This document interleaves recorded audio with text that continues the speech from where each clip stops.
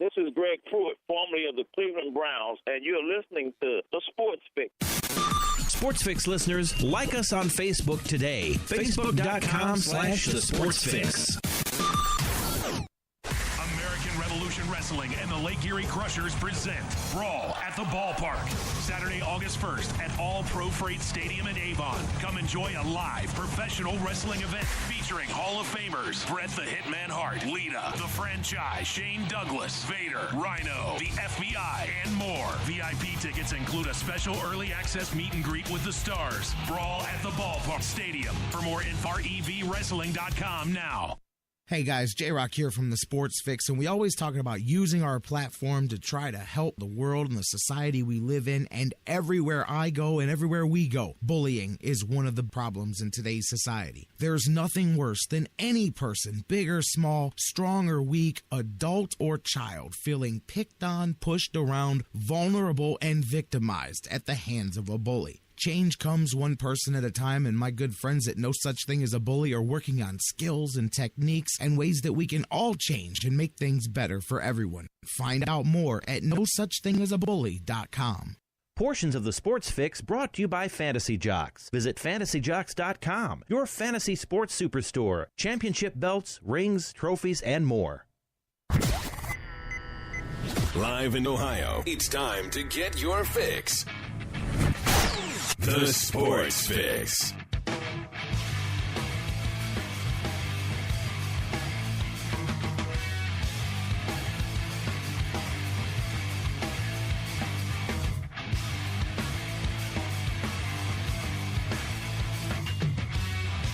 And away we go. Off and running. Here we go. Got this bad boy launched. The Sports Fix on the air, getting ready to put an exclamation point on your week and head into the weekend here and into the second half of the baseball season, as well as the Tribes getting ready to. They just went ahead and hung out in Cincinnati there after the All-Star game. They're going to pick up the second half of the season here with this little 5-game road trip. We're going to talk to Mike Brandenberry from DidTheTribeWinLastNight.com today. Talk some Indians baseball heading into the second half. We'll talk, who knows where our conversation's going to go. It's always a fun conversation. Well, I mean, you know, to a certain extent until Mike starts getting mad at me because I start going one way and he starts going the other way, and we'll start probably doing that again here today as we look into the second half of the season. What do you think? What do you think for the Indians here? Is the next couple of months an exercise in futility, spinning the wheels, or what are you looking forward to? We're going to talk about that here. What's coming up? Can't wait to get Mike in on the show here. Looking forward to that. You guys as well. We'll crack the phones and the social media and all of that stuff and talk to you guys. A lot of things to get into today. Man, you know what? I don't even want to stall this out anymore. I'm just going to get rolling with it, you guys. Welcome in to the Sports Fix. I am your host, and of course, hey, you know what? I'd be remiss without having some things to say before we get Mike on the show, but I'll get into that here in a minute. I welcome you guys into the show live across the Sports Fix Radio Network. I am your host, the Big Daddy on the microphone, J-Rocc, Jerry Myers, all of the nicknames and things that you bestow upon me, the conductor of the madness here, whatever it is. I'm glad to be here each and every day. Say it all the time, mean it even more. Happy to be here with you guys, and glad that you guys have chose to join us live across the network. Maybe you're listening on TuneIn's radio app worldwide, on Spreaker, Mixler, their respective digital and mobile apps. Perhaps you're enjoying the show live right on our home base, as we say, the sportsfix.net, your one-stop shop for all things Cleveland sports and the Sports Fix. And I thank you guys, no matter how you're doing it, for being here live as well. Thanking the thousands and thousands of you guys that listen each and every day on digital delay. So many of you all around the world, various time zones and places, listening to the Sports Fix, talking iHeartRadio, the world's largest internet radio provider, iTunes, Stitcher Radio. Perhaps you guys enjoy us on CarPlay there. However you get your fix, digital delay, thank you so much for doing it, for being here and being a part of the show. And you know what that means. Pick up the phones, hit up the social media. I want to hear from you throughout the day, throughout the weekend, all weekend long. 216-539-7535, the number to call. 216-539-7535. Facebook and Twitter, facebook.com/thesportsfix. Tweet with us at thesportsfixCLE. Email us, thesportsfix@AOL.com, facebook.com/thesportsfix, Twitter at thesportsfixCLE. Email us, thesportsfix@AOL.com. Guys, love to hear from you guys as we get rocking and rolling. Your thoughts heading into the second half of the season for those Indians here, and I'm curious where you guys have got them. I've got some different numbers to back up different arguments each way. For the most part, I'll wait until Mike joins us here so that we can toss some of those back and forth. But the second half officially begins. Lots of things to get into this weekend. Quickly, before I even dive into the show, I'll be out on the road again this weekend. Looking forward to getting a chance to get out there and meet many of you guys as I travel around doing the wrestling thing from town to town here, as I've got the loaded schedule the next couple of months. This weekend in Saginaw, Michigan on Sunday. I'll post some details about that one on my Facebook here before we get done with the day. But Saginaw this weekend. Next weekend, double shot in Erie, Pittsburgh and Erie. Double shot in Pennsylvania, I should say. The 25th in Pittsburgh. Looking forward to that one. First time back in Pittsburgh proper in quite a while. And first time even in that area in about a year.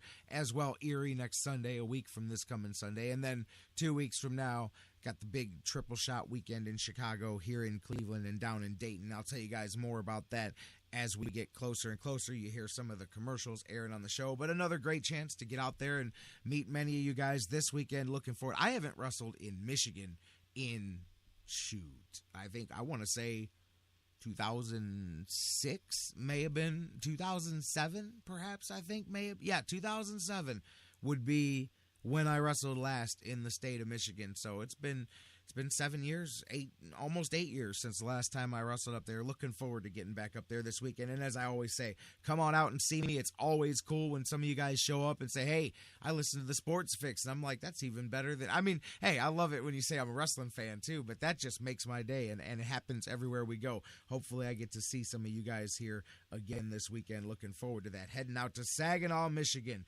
Sunday afternoon. Couple of things in the news. A couple of you guys asked me, we talk off the air, in between the shows, and a couple of you guys have messaged me, during the ESPYs and asked me what, because we've been off the air here since Wednesday, what I thought. I don't have first off thoughts because I don't get into that. And as you know, that's a giant choreographed advertisement for the 4-letter network and self-serving. And this year just really put a spotlight on it. Look, I'm not going to get back, and I'm not going to take this into some senseless conversation that just turns into a bunch of nonsense thrown back and forth, because as I've seen here just this week alone with this instance alone of what I'm about to bring up, Lord knows if you simply have a contrary opinion to what is considered to be the acceptable public opinion, you're instantly placed into it's amazing how people who don't want labels placed on people so quickly place labels on people that don't agree.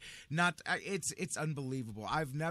Where our society is going, by the way, is a scary place when it's gotten to the place that now, instead of people having separate, contrary opinions of things and having discussion, we have simply reached a place where now whoever thinks that they're in the right sets the moral standard for something. And if you simply have a contrary opinion, you are instantly labeled nasty, vile terms, racist, bigot, sexist, all of these different terms. Amazing. But if anybody needs to question reality and fiction and Hollywood, you got a big dose of it, and sports all tied into one this week.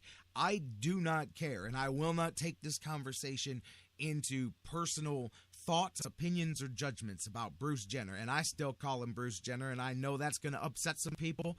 That's fine. It's my choice, and I choose to do that. Some people can get mad about that all they want. Point being is the entire situation, and we talked about this a few months ago, and it's the only time that I ever dove into this thing before, because it's just it's a topic you can't get into because people are simply not mature enough to respect other people's opinions, whether it's on the left, the right, the up, the down, the middle. You know what I'm saying? But I said what I said before. You've got names like Lawrence Hill and Michael Haynes and Chris Melendez. I could name you name after name after name of heroes and courageous people who definitely fit we're talking about the Arthur Ashe Courage Award. Go do some research. A lot of people nowadays don't even know what that means, have no clue what Arthur Ashe even means or stands for. Go look his story up. Go look at some of the roots behind some of these. They're not just flashy names that people throw out there, you know. And but anyways, getting off the topic, the point being is that so many different people, in my opinion, qualify for something like that. But that's for another day. That's not even the discussion that I'm getting into today. I said this before about ESPN and about their little self-serving award show.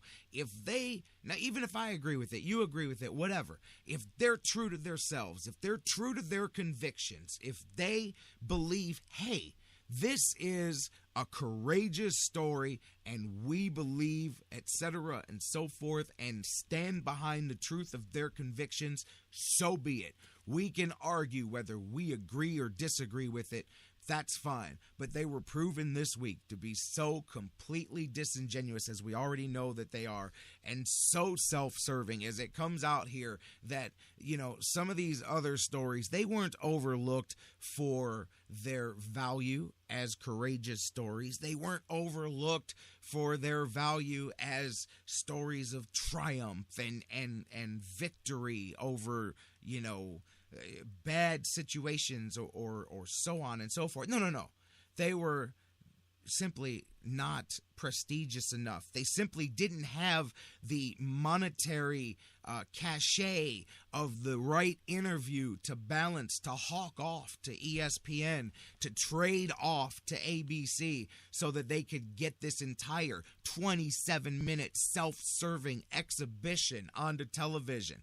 That is the part that should infuriate you. I could care less who agrees or disagrees with Bruce Jenner, whether he's a man, a woman, whatever he wants to be. He can be a purple duck with spots for all I care. The point being is that this whole thing wasn't done because somebody decided to transcend sports and do something courageous, because somebody decided to stand up and honor something that deserved to be shown in the light of what it was. Hell no, man. This was, hey, how can we get the scoop on one of these Kardashians and the latest ridiculous debacle that they've decided to indulge us in this time? And hey, that's an unfair statement, and I'll get that. I'm summing up their whole pathological crew of stuff into one thing, and I'm not necessarily talking about Bruce Jenner, but in general, it was, how can we get the latest media frenzy? How can we get the latest media circle here? How can we get it?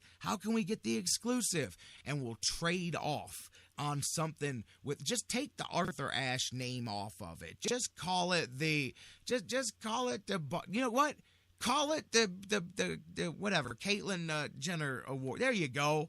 Give her that. Give her her own trophy. And let Bruce Jenner, call it the Bruce and Caitlyn Jenner trophy for all I care. See, I'm not trying to be disrespectful in that regards, but you have already disrespected it to the point that what I'm doing is simply emphasizing it. At this point, you've made an absolute mockery out of yourself. And then again, at the same point, we're talking about an ESPY award. We're talking about the most over-the-top, ridiculous, self-serving thing. I'm telling you, you give me a choice, I'll watch the Kids' Choice Awards before I'll watch the ESPY. Matter of fact, I did watch the Kids' Choice Awards more than the ESPY Awards. But that story, and go look it up if you want, is the word has come out now, details have come out, that the real reason that Bruce Jenner was given this giant 30-minute platform to show off how courageous his self-identification as a woman is because they traded off the exclusive for Diane Sawyer's ABC interview,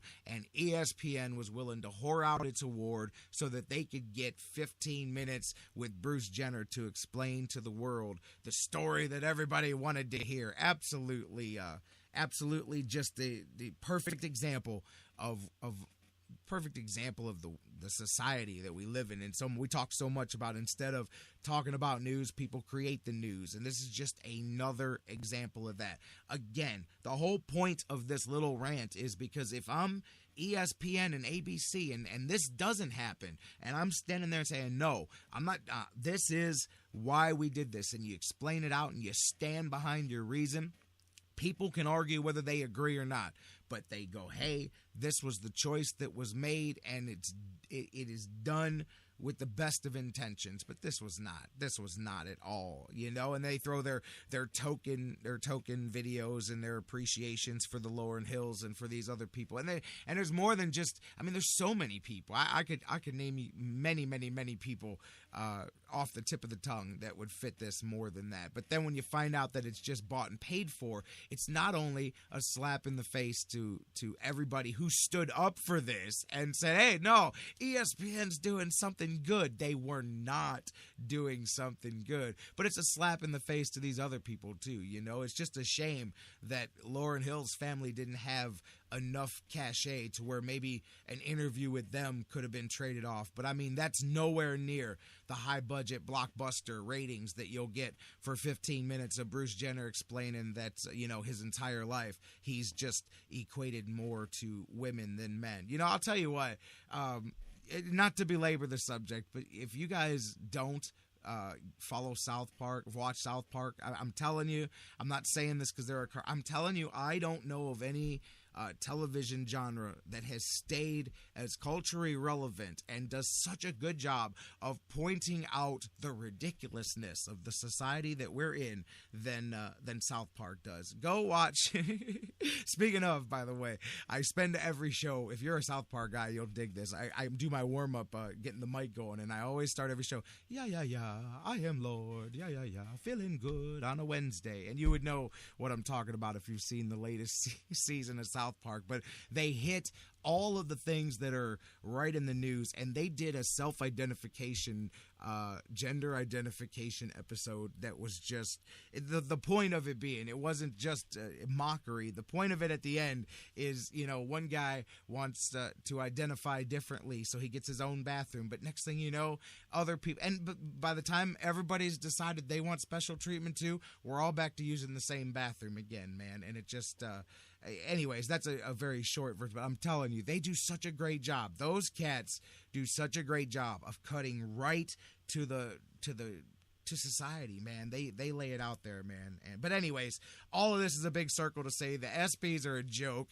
That award ceremony was ridiculous, and that Courage Award was bought and paid for. So if you guys are out here fighting with your friends on Facebook and getting into arguments with people and being called bigots or calling people bigots or any of that, just stop, because you're all foolish, because you're all fighting and they are bought and paid for this thing. They're all laughing and yucking it up together, man. So I don't know why the world allows themselves to be tore apart by people who could care less about the world. Anyways, I had to talk about that here at the start of the show because so many people have their opinions here and there, and then bam, the bomb gets dropped, and all of a sudden it's like, oh yeah, well, what did you expect? Come on, man. The 4-letter network is pretty awful. Pretty awful is being kind and generous.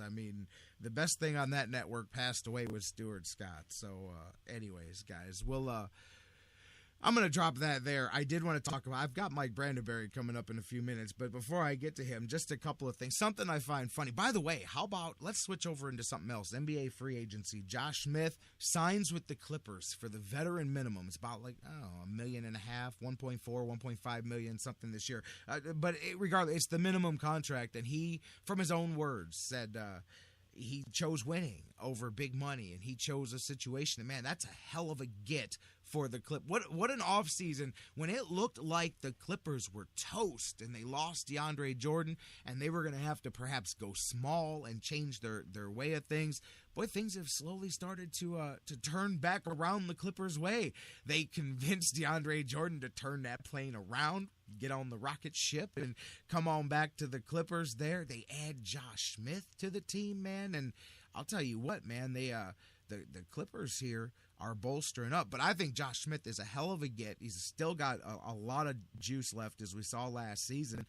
Did well playing for the Rockets there and really helped them power back in that series there, man, when it went to 7. But anyways, that's a get, and that's the kind of signing that at some point the Cavs have to start getting. And what I mean by that is a player who can still go at a higher level coming in at that minimum salary, because that's what it's going to take, as we see here. But right now the Cavs aren't in that mode. Right now, everybody's in there getting what they got to get mode, and that's fine. But at some point, you'll need to do this, and hopefully they will. I mean, the Clippers haven't won anything yet, and they were able to pull a move like this. But that is the stuff that you have to start seeing happen. Speaking of, though, I do want to just bring this up. Speaking of NBA free agency, I did some looking around because I figured Mike and I may be talking about this, and I wanted to catch back up with Josh Smith being picked up by the Clippers, who were the best free agents that are still sitting out there available around basketball. And I checked, several different sources, different listings, because everybody's kind of judgmental on who they've got. So each list is in kind of a different order. But in general, and I think this is kind of funny here for all the talk of what else people want the Cavaliers to do, of the 10 best NBA free agents still available out there, on average, 3 of the top 5 on everybody's listing are the Cavs guys that hopefully they're either bringing back or are able to bring back with the restricted free agency. Number 1 on every list is Tristan Thompson. Number 3 on most lists, as high as 2 on some, J.R. Smith, who the Cavaliers are still hoping to take care of business with there. And Matthew Dellavedova is anywhere from 4th, 5th, or 6th on most of the listings that I've seen from various people's rankings of the available free agents. So keep that in mind as well, framing the Cavaliers free agency. For all the people that say, hey, man, the Cavs need to do this and upgrade that, 3 of the 5, and the 3 guys that if the Cavaliers could do nothing else this offseason, just bring those 3 guys back, I think they'd say, okay, if that's the best we can do, we're happy and we'll take that. But, I mean, just keep that in mind, that on average rankings here, 3 of the top 4 or 5 remaining free agents are your own guys here. So, I mean, the best of what's out there is already what's coming back to the Cavs. And if you want to start looking beyond that, seriously, now that Josh Smith is off the board,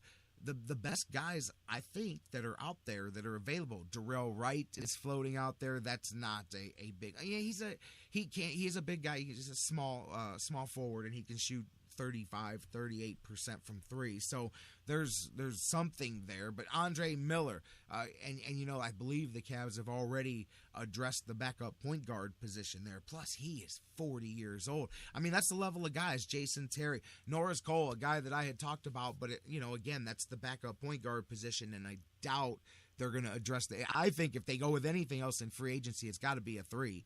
That's the last position. I mean, outside of your own guys, Tristan, Delly, and hopefully for them bringing back J.R. Smith. But keep that in mind. I mean, this is the level of guys we're talking about, man. And 3 of the top 4 or 5 that are out there floating around that are available, the best of the best, are the ones that the Cavs want to bring back. So I understand that some people, Mike, when he joins us here in a few minutes, last week when we talked about Mo Williams, he said, if Mo Williams is the only addition, then I'm not happy with it. And I hear you, but I mean, at this point, I don't know. Darrell Wright, I mean, okay, but there's not a ton out there. I really believe that if somebody else is going to bolster this Cavs team, it's not coming in free agency. I think it's going to be somebody that they find in summer league or training camp. And I think it's going to be a younger guy. I think that is the market that's open to add to this team. It doesn't necessarily have to be a free agent, nor does it necessarily have to be a 40-year-old free agent. And but besides, I believe if the Cavs wanted that, James Jones, if he was willing to come back, would most likely be their choice there as well. And you do have Mike Miller, who jumped up and down quickly and took his option as well. Say, hey, man, nobody's paying me this kind of money anywhere else. So I think they have those level of players too. I mean, there's options, but they're the interchangeable pieces, as we've thrown out their names before that we bandied about. But again, keep that in mind. But I think the best chance, plus with it being a rookie or a guy at that level, salary-wise, that's going to be much more conducive to the Cavaliers here as well, too. I mean, that is an issue for anybody not named Matthew Dellavedova, Tristan Thompson, or J.R. Smith, because you can go over to cap to sign guys that have already been your guys, but you can't do that to bring in guys from the outside. So, but anyways, I just wanted to mention that a little bit there, and we'll see. But I mean, go take a look around at what's out there. The pickings are mighty, mighty slim, and in all reality, for the next few seasons, free agency is not going to be the place to be for the Cavaliers. I mean, there will be the occasional, and that's why I say I wonder what it will take, or when that point comes that the Cavaliers reach the point that they can get a guy at the level of a Josh Smith to come in at the veteran minimum, when they get the core. And these guys are together for years now. Remember, it wasn't year one that Tim Duncan and Manu Ginobili and Tony Parker were giving up money. It wasn't until year one turned into year 5 and 6 and 7, and all of a sudden it was, how do we keep this thing together? So we're at the front end of this thing with the Cavaliers, and I understand that, and I'm hoping that everybody gets their me now, and I'm not saying that in the worst way. I'm hoping everybody gets that now and can keep the group together enough that in a couple of years, when they start looking around the locker room and going, man, the difference between me keeping that guy next to me in this locker room is maybe me giving up a few bucks here. And then everybody looks around and says, hey, I'll do the same thing. And then Kevin Love looks around and says, I'll give up a few bucks, and so on and so forth. And all of a sudden, you get that. But I'm not saying that happened in San Antonio right away either. That was definitely not. That took some time to get there. So I don't expect the Cavs to be there now. But, I mean, I don't think they need to win 5 championships to do that either, because as I said, the Clippers, they're just now getting back to being in the playoffs on a regular basis again. I mean, yeah, the Cavs went a couple of years without, much of anything there too, but you know what I'm saying. And so, you got to hope that within a year or two here that the Cavaliers, and who knows, maybe the new salary cap shoots this whole theory up. Who knows, because that thing could possibly, we're hearing as much as a 50%, just doubling this thing up, man. It could be a ton of salary cap room coming in, and then who knows, man. Then maybe Mo Williams is re-signing for $40 million instead of $4 million. I guess we'll see about that, but I think that was a hell of a get for the Clippers, and I think that their offseason, they went from an afterthought rebuilding, trying to, not 100% rebuilding, but trying to turn the ship around after losing a major piece in DeAndre Jordan. And man, just recapturing him, that was a good get for them. And then to add Josh Smith here and the rest of the moves that they've made, definitely a good offseason. They added Paul Pierce as well. That's the one that was slipping my head there. Doc's had himself an offseason, and I think that puts the Clippers, to me, the Clippers, what a deep top of the West. But the Spurs, not to be undone, they definitely answered with LaMarcus Aldridge there. You got the Spurs, and of course you got the defending champions, the Warriors. Those 3 teams alone. The Mavericks hurt badly, I think, by not being able to seal the deal with DeAndre Jordan. The Rockets are still in the discussion, but to me, the top 3, you got a big 3 out there in West. It's got to be San Antonio, the Clippers, and the Warriors. And interesting, too, that the Clippers and the Spurs had that great series in the playoffs this year. Then the Clippers and the Warriors in the next round of the playoffs. I think you'll see something similar to that play out here. I still go back to, man, what a shame those Clippers and Spurs having to battle in the first round like they did. But Clippers, to me, have a real shot, because here's the thing. The Spurs infused some youth into a veteran team. Man, the Clippers are just a young veteran team, because they're young, but they're growing together. Man, I'm telling you, I think the core there is scary too. And I hate to look past the Warriors, but I still believe that they were very, I don't want to say, they were fortunate in the way their run went this year, and I don't think it works out that way for them. I believe they're one and done as a top NBA team here. I don't know. We'll talk about that. I'll see what Mike thinks when we come back. I'm sure he was listening here. We'll jump into the All-Star break and the Indians in the second half. Let's take a break and get you some news, and we'll get Mike Brandenberry from DidTheTribeWinLastNight.com in on the conversation, talking Tribe heading into the second half of the season, and so much more. I'm J-Rocc. You're listening to the Sports Fix. Don't go anywhere. Mike Brandenberry, DidTheTribeWinLastNight.com, joins me next after the news.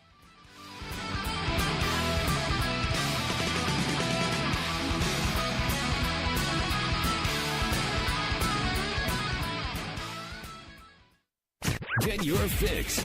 Because it's Friday, you ain't got no job, and you ain't got to do. It's the Sports Fix. We'll be right back.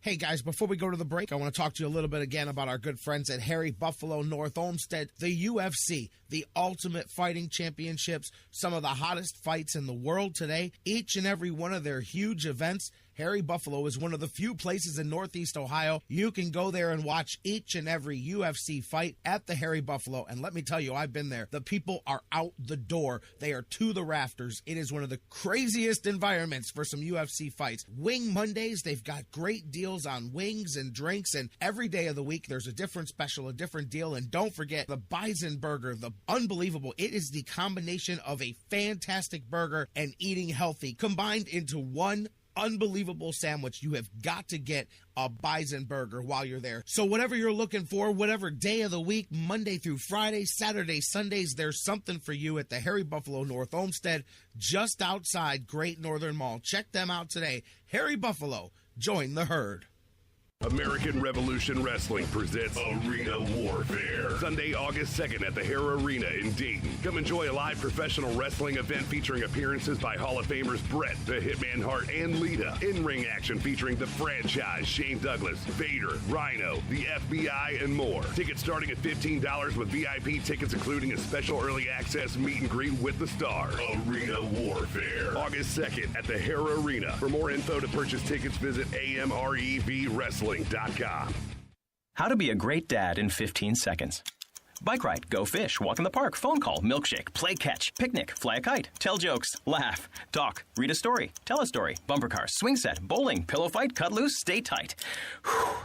Because the smallest moments can have the biggest impact on a child's life. Take time to be a dad today. Call 877-4DAD-411 or visit fatherhood.gov.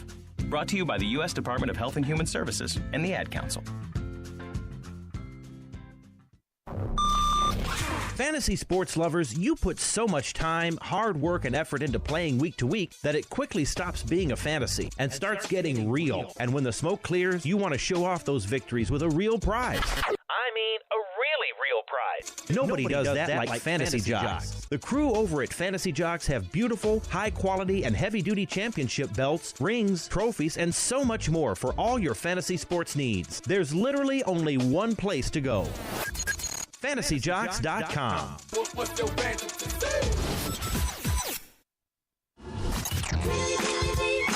Sports Fix listeners, do you tweet? So do we. So tweet with us 24/7 at the Sports Fix CLE.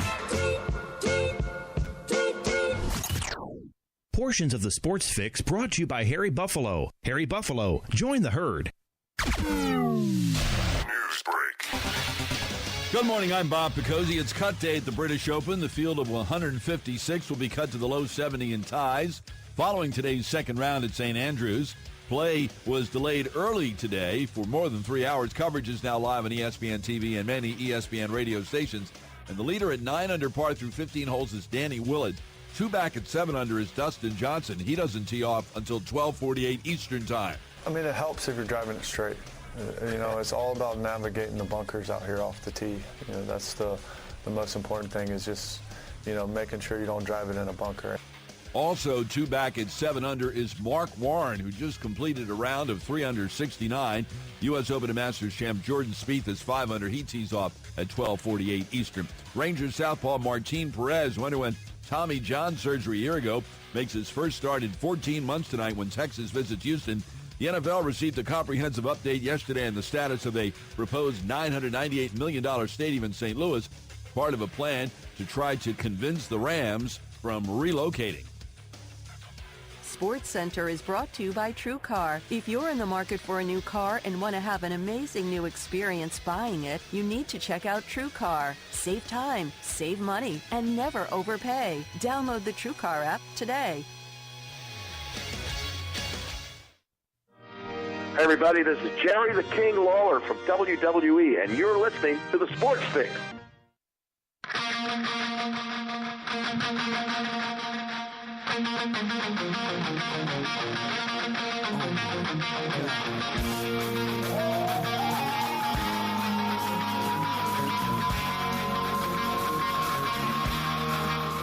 Well, welcome back to the Sports Fix Live. J-Rocc back with you here, kicking it back up a notch. Boom!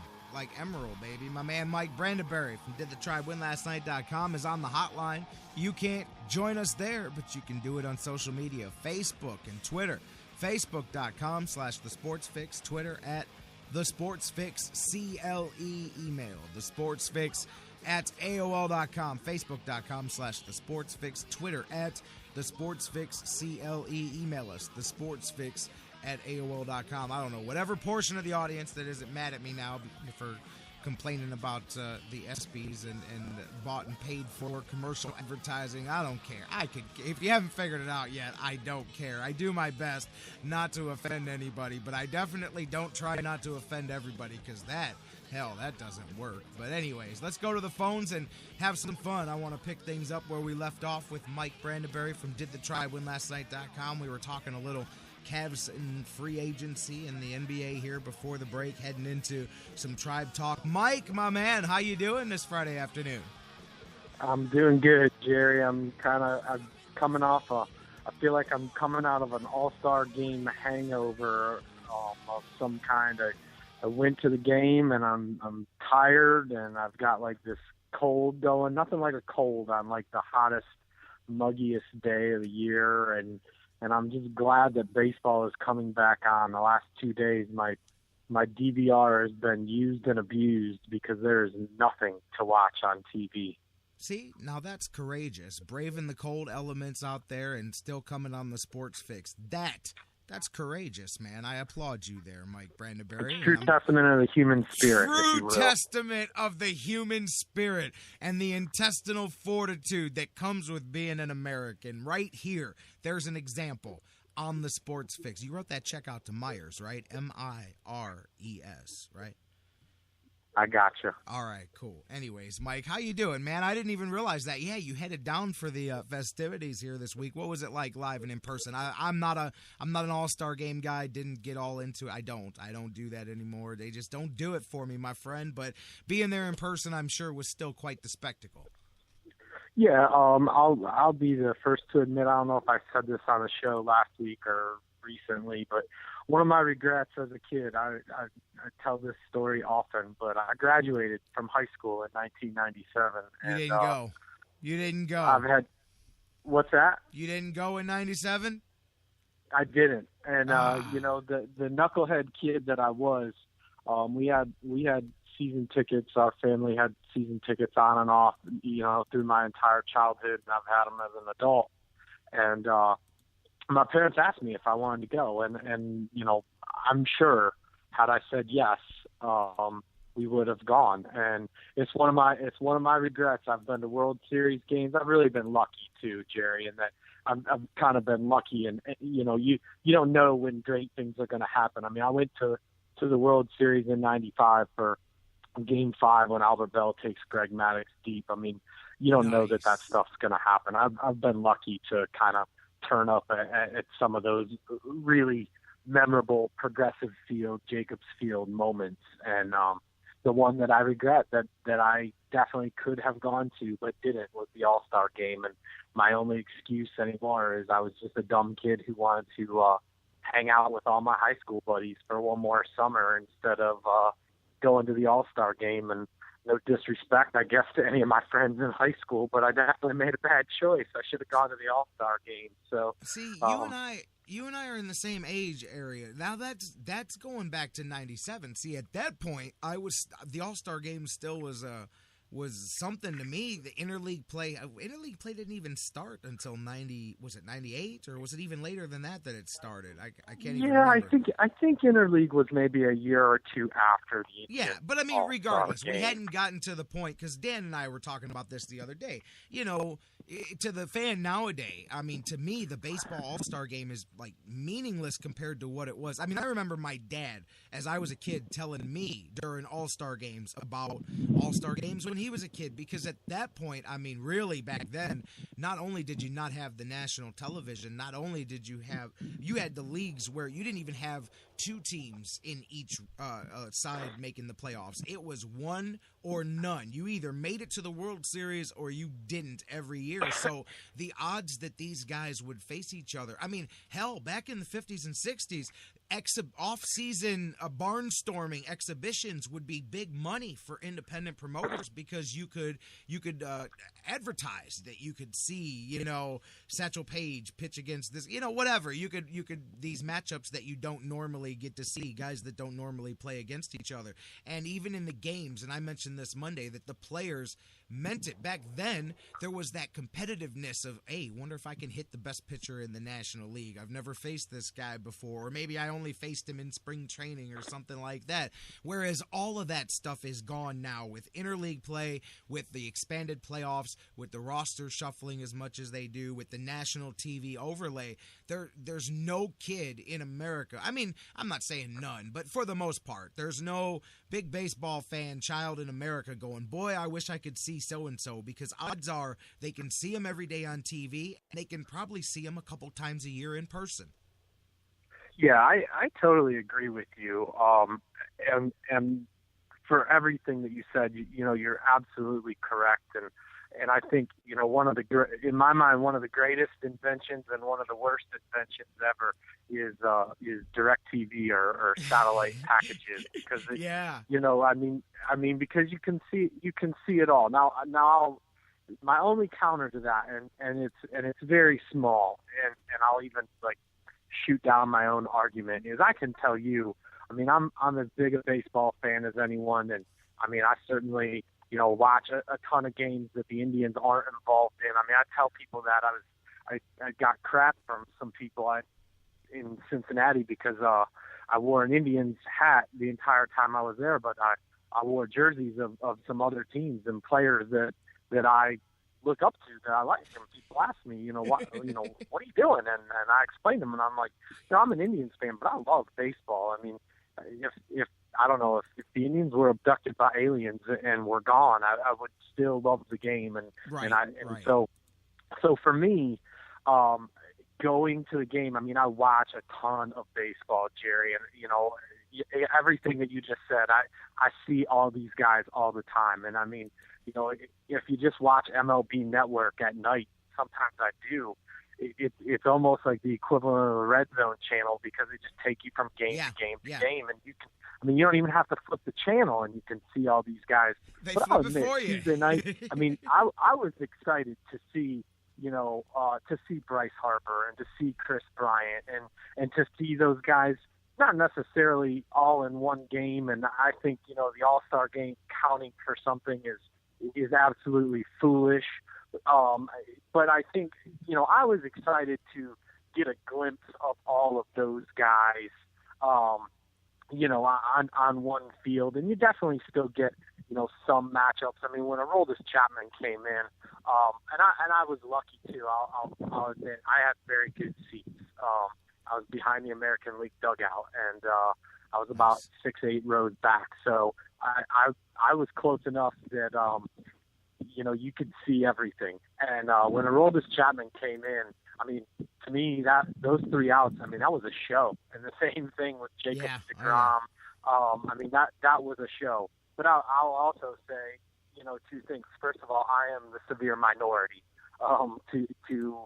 to be excited about that type of thing, and more so to try and build a game moving forward, to try and get kids involved. I mean, I'll be the first to admit, I mean, an All-Star game ticket, the price is outrageous, and to be sitting where I was even more outrageous. So, you know, I can tell you there weren't a lot of kids in my section, and by a lot, I mean there were none. So, kids and growing the game and moving forward. I mean, kids didn't get the experience that I did. And I mean, I'll be the first to tell you, I left my kids at home because we couldn't afford it. Let me jump in there because on top of the money aspect, there's something else too. I mean, I'm seeing this myself over the last 6 or 7 years with my kids and the age range that they're in. My oldest is about to turn 17 and my youngest he just turned 8. So one thing, and you got to realize, I mean, clearly I'm a heavy sports guy. I mean, I'm watching it all the time. It's always on. We're watching games 24 hours a day in this house, and by the nature of the beast. So my kids are pretty heavily, and Cleveland sports obviously very much as well, and we go to games and we watch them together and everything. I'm telling you, my kids love to play baseball. They play Little League every summer and all of that. I'm telling you, getting them to sit through an entire Indians game is just so impossible sometimes, man. I'm telling you, I don't know what it is. I mean, there's so much truth to the shorter attention span of today's youth, and that really is playing a game. I know some baseball people will get mad at me even saying that right now. I get it that the game hasn't changed and that people loved it a long time ago just the way it was, and it was perfect, and I get it. And you love the slow pace of the game. I love it too as a baseball fan. But man, my kids don't, and I cannot get a baseball game to keep their attention for 9 innings to save my life. Yeah, I understand, and I feel like I had like an epiphany when it comes to like pace of play, and I guess I have a different theory on pace of play than maybe some other people do, but I don't feel want to like change the game. See, you're going a different way. I'm not trying to cut you off, but before you go in that direction, I don't want to change the game of baseball. See, what I'm saying is if you love baseball, it's great just the way it is. And if you want to cut a few minutes out, that's great. But I don't say change the pace of the game. I just think that the game does not appeal to the modern fan like it used to for whatever dozens of different reasons you could put out there. And I don't know that there's even a definite explanation for it. It just feels like a I don't want to say like a bygone of another era, because it's still a lot of baseball fans out there, but it doesn't, I don't know, man. I don't think it reaches the modern fan. I think in a lot of ways you're right, Jerry. And I think baseball is the product of another era, and I think it can still be very successful. I don't know that it'll truly ever be, America's pastime and the number one sport in the nation the way that it was for a long time. But where I will say, I think it can, where it struggles now, and again, not to go back to television, but I think we had this conversation one other time. But I mean, I can remember as a kid, I truly mean this, and I think you can, hear other baseball people talk and say the same type of things. But I truly can remember the first time that my dad ever took me to a baseball game, and it was at old Cleveland Stadium, which we all know now. In terms of a stadium, was a hole. Okay, so. But in my mind, I didn't know that. I loved it. Yeah, man. Absolutely, and that's exactly where I was going. I mean, I remember the day that I walked in to Cleveland Stadium, and you walked up that tunnel into the field, and that was the greenest grass I had ever seen, and the lights were so bright, and the white lines on the field were so white and so vivid. And I mean, if you don't believe me, or if you think I'm like extending the truth, I mean, just remember what I'm saying the next time that, the Indians show a highlight from the 80s, or later, or earlier, during a broadcast, and just look at the footage. Because what we watched on TV, the quality of TV and broadcasting was so much worse than what it is today. Jerry, the grass is green and the lines are white every single day when we turn on all of our HD TVs, and I think the novelty or the newness or the excitement of that, going to a game, that's lost because I think when you go to a game, it looks the same as what you see on your television set every night. And I hate to admit this, but again, I'm as big a baseball guy as anybody. I've definitely gone to less games in the last 3, 4, 5 years. And for me, kids is a part of it, but also the games drag on. And, if they're not over, I don't live that far from downtown. I live probably 25 minutes. And then, you toss in just, a reasonable traffic time of getting out of the parking garage and getting home. You're probably looking at 45 minutes or an hour to get home and to your house. If a game starts at 7:00 and it ends at 10:30, it's almost 11:30 by the time you get home. And again, not to make myself sound like an old man, but man, I'm tired for work the next day. You know what though? Let me add to that. The reason you're so tired is because the lineup makes you suffer for that whole 4 hours. If Bell and Baerga and Lofton and those guys were hitting, you'd be there till midnight with a smile on your face again. Trust me, that's part of it too. No, but I know exactly what you're saying. You made me think of a couple of things when you brought that up too, talking about the imagine what in today's HD world, imagine what the painted up dirt field would look like back when the Indians and the Browns were sharing a stadium. See, to me and you, we grew up where it was totally normal to have hash lines and the football lines on the baseball field and vice versa. We were totally cool starting with in August. Yeah, right. We were cool with when having I was a kid. Starting in August, Joe Carter would start making catches on the 30-yard line. Yes, and there'd be a pitcher's mound in the middle of the football field. It'd be great, man. You could see when they would overlap, you could see the parts from the different fields on each other's things. But they would literally paint the grass green for TV back then. Imagine if it was today's imagine how that would have looked. But that was the era that we grew up in, and I'm totally with you. I remember the first time walking in the big blue gates and everything, and this place is just huge and it's awesome. And you know what? The first couple of Indians games that I went to, I want to say that it would have been 1986 because it was the 2 summers, 86 and 87. Were probably the first. I would have been about 8, 9 years old first time because I went to spring training at Baseball City in 1987. We just happened to be down there during spring training, and I saw a game or two. But I thought it was the coolest thing that all these teams played in the same place. I'm like, what?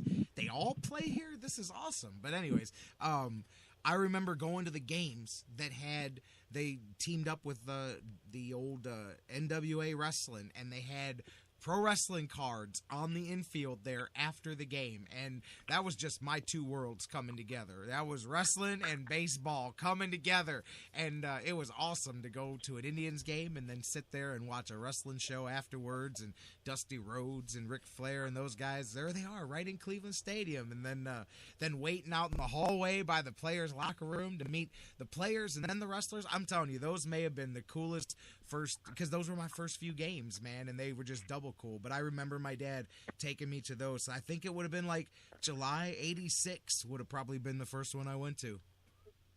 Yeah, and I think, in terms of promotions, we're having a baseball conversation at this point. Not anything positive or negative that I'm saying. Not a criticism of the Indians at all. I think the Indians do everything that they can to try and promote. They have as good of a giveaway or promotion schedule as they can possibly put out there. That's all they do is give stuff away, man. And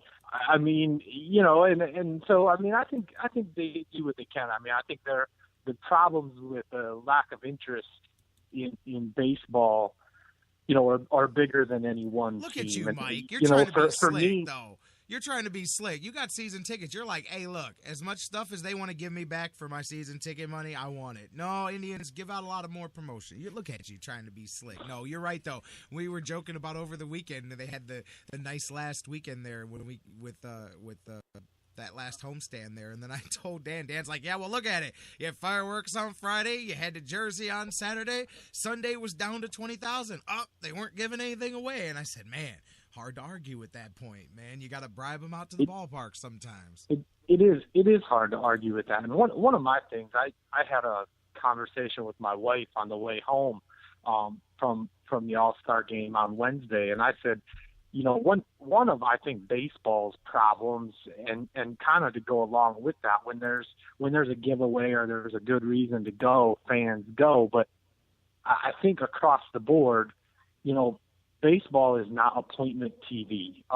We know the NFL has the market cornered in that because, you only play one day a week, and fans will clear their schedule for those 3.5 hours. And really, when you think about it, that's why I say, I have a different idea in pace of play, because while an NFL game is much more action-packed, if you start talking about the actual time that is taken for a game, it's roughly close to a baseball game. Now, you would never know sitting through it, though, but yeah, it is close to the same. You're absolutely right. So in terms of attention span, again, I know, there's a lot more action in a football game than a baseball game, but in terms of time, when you hear people complain about time, even like I just did, we all make time on Sunday afternoons for football. So there's time if there's a reason for there to be time. And I think one of the problems with baseball, and I was kind of lucky, I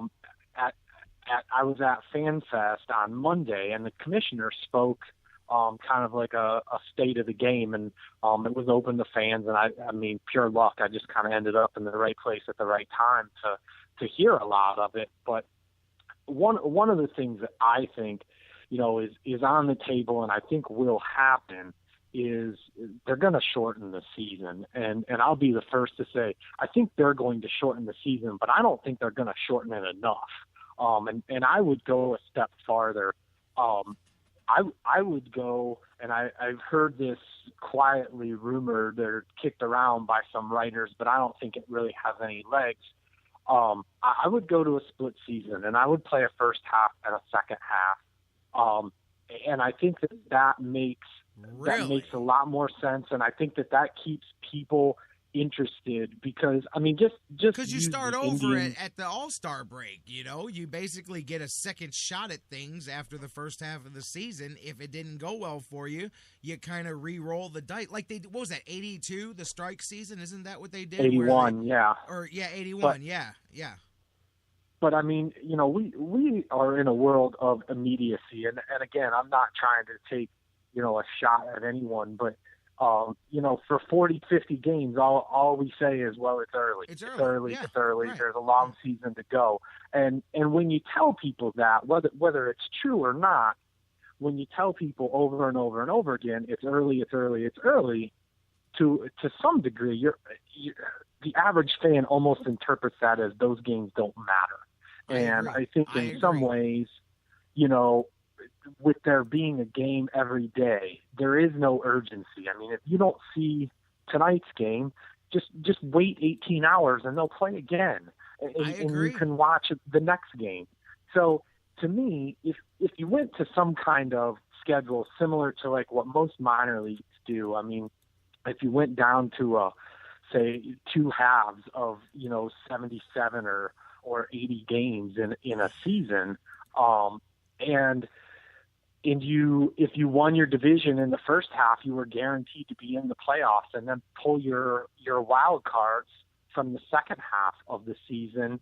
I think that changes the urgency of the regular season. I disagree. I agree to a point, but what about the downside? What about the teams that clinch their divisions in the first half? What is their motivation for playing baseball in the second half? You know what I mean? Well, of a sudden, I'll answer your question. Let's just use this year as an example. So the Kansas City Royals just won the American League Central Division. Okay. Alex Gordon got hurt. They're going to get him healthy. The trade deadline would still be coming up. They know they're in. To me, there would be more drama because you're not making a trade with the idea that you're going to try and get in. They already know they're in. I think there would be more possibility to to roll the dice and go for it because you already know you're in. If you're the Royals and you're going, hey man, it doesn't matter too much of what we do in the second half. And I would build in where maybe like your overall record, affected your seeding. So you're still playing for some kind of seeding and home field. But if you're the Royals, I mean, when you seriously go after a stud starting pitcher to lead your team because you're in the playoffs, you're in, on July 1st. So there's no, maybe Mike, we'll make a trade and not get in and we'll lose these guys. Man, I hear you, but to me, and I mean, I'm all about kicking out some changes, but man, that's almost too radical of a shift, man. And I hear you about getting ready for that, but at the same time, you'll get that same, instead of having it, okay, to me, the teams that are already in, instead of having it still early for the first 80 games of the season, instead the second half of their season to the fan base becomes wait until the playoffs, or we got to wait until September or whatever.